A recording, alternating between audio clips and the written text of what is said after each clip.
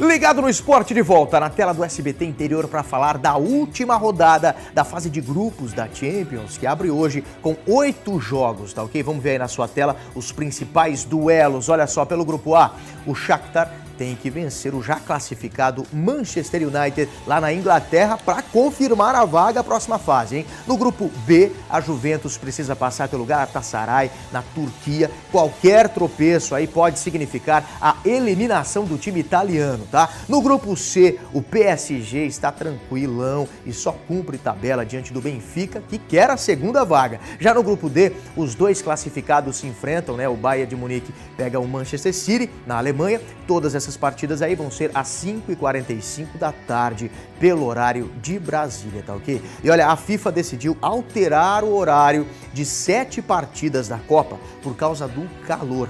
É verdade. Na área de segurança pública, né, uma simulação de sequestro movimentou uma estação de trem lá em Porto Alegre. São cuidados, né, para receber os turistas durante a Copa do Mundo. Olha só. 2 criminosos fazem reféns em uma das estações de trem de Porto Alegre. Dentro do vagão, a dupla ameaça e agride as vítimas. Policiais tentam acalmar os assaltantes até a chegada do Grupo de Ações Táticas Especiais. Durante 2 horas, agentes negociaram com os criminosos. A simulação faz parte de um treinamento de segurança nas cidades sedes da Copa do Mundo. Às vezes a gente teve algumas falhas na comunicação, alguns erros, falhou o ponto X, o ponto Y, nós temos que arredondar. Há 7 meses do início da Copa, preocupação com a segurança e também ajustes nos horários dos jogos. A FIFA alterou a hora de início de 7 partidas por causa da transmissão de jogos para o continente europeu e da possibilidade de forte calor em algumas sedes, como Manaus e Recife. 3 jogos foram adiantados e outros 4 atrasados, como a disputa entre Coreia do Sul e Argélia aqui no Beira-Rio. A partida, que seria às 13 horas, vai acontecer às 4 da tarde do dia 22 de junho.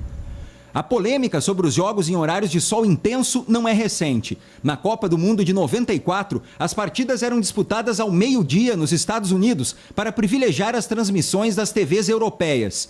As altas temperaturas do verão norte-americano castigaram os jogadores. A seleção brasileira conquistou o tetracampeonato sob o forte calor de 40 graus.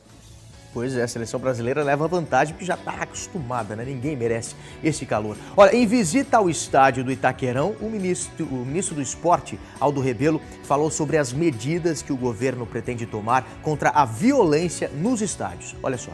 A visita não pôde ser acompanhada pela imprensa. O ministro do Esporte, Aldo Rebelo, passou cerca de 2 horas no Itaquerão e garantiu: o estádio vai ficar pronto a tempo da abertura da Copa do Mundo de 2014. O calendário que nos foi apresentado nos dá a ideia de que o estádio pode ser entregue até a primeira quinzena de abril e pode realizar o primeiro evento teste até o fim da segunda quinzena de abril.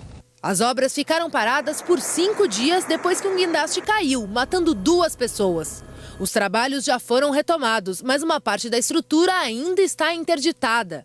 Nessa semana, a construtora vai se reunir com a Prefeitura, os bombeiros e o Ministério Público para liberar completamente a obra. A polícia ainda vai ouvir 4 funcionários, entre eles um engenheiro, para tentar esclarecer as causas do acidente. A visita era para acompanhar o andamento das obras, mas agora os prazos não são mais a maior preocupação do ministro. A violência nos estádios entrou na agenda do governo federal. A mudança de postura veio depois das cenas de barbárie durante o jogo entre Atlético Paranaense e Vasco da Gama, em que o time carioca acabou rebaixado.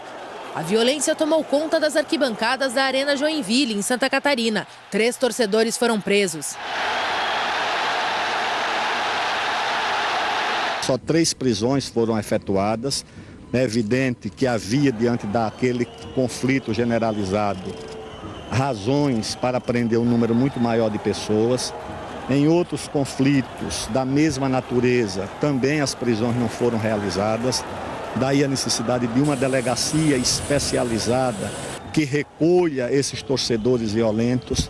Pela internet, a presidente Dilma Rousseff também defendeu a criação de delegacias do torcedor e a presença da polícia nos estádios.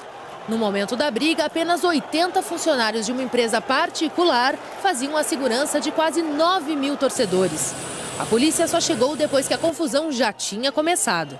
Isso é um outro absurdo que que o Ministério Público Estadual de Santa Catarina determinou absurdamente que o policiamento, a polícia militar do estado ficasse do lado de fora. O Ministério Público Catarinense disse que foi mal interpretado e colocou a culpa no Atlético, mandante do jogo. A instituição do Ministério Público não determina policiamento, nem proíbe policiamento em lugar algum.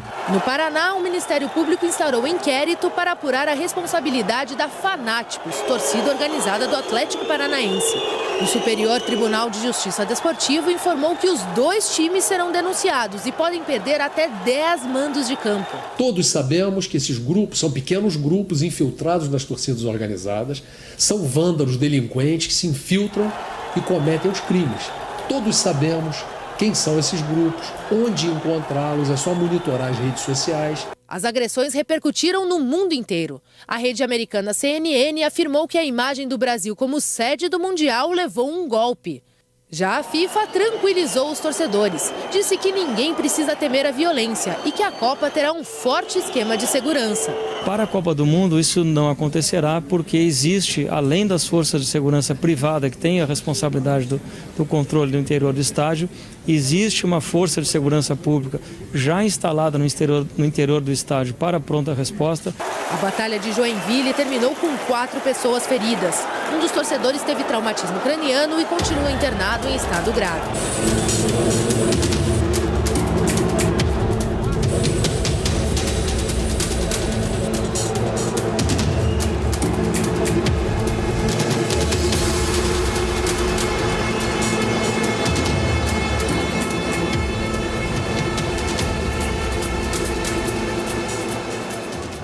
Que absurdo, né? Olha, além de ter sido um final de semana violento no futebol brasileiro, também foi um final de semana cheio de micos no esporte em todo o mundo.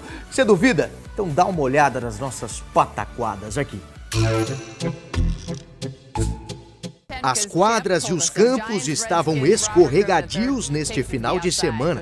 No futebol americano, Robert Griffin pensa que estava abalando, mas leva um capote sensacional na partida entre Redskins e Giants. Enquanto isso, no hóquei norte-americano, este atleta vai para o disparo no gelo, mas esquece de se equilibrar. Claro, baita tombo do jogador.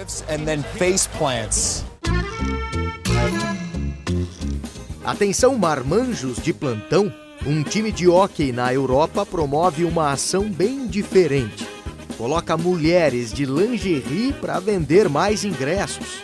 É claro que chama muita atenção, dá resultado financeiro e faz a alegria dos torcedores, menos das esposas. Voltamos para o futebol americano para mostrar que alguns defensores da liga estão jogando sujo. Tadinho do Vernon Davis, que tenta ser barrado pelo adversário com uma mão boba em uma parte muito sensível do corpo masculino. Você, homem, vai entender essa dor que eu tô falando. No basquete, o órgão genital também não foi perdoado. 2 dos principais pivôs da liga se enfrentam desta forma. Pior pro Roy Hibbert, que leva uma joelhada bem lá, naquele lugar. Nocaute no atleta do Indiana.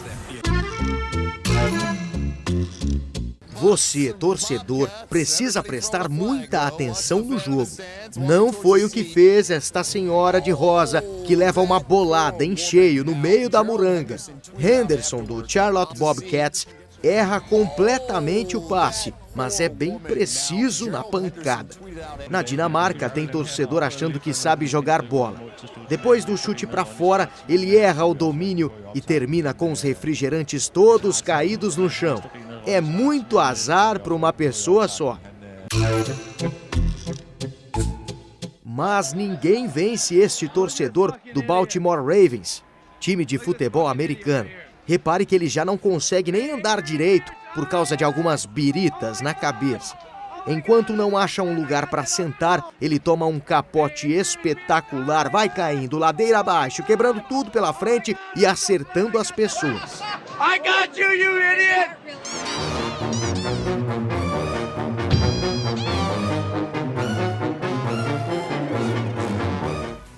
Acabou o nosso tempo. Eu volto às 7h20 da noite. Grande abraço. Tchau.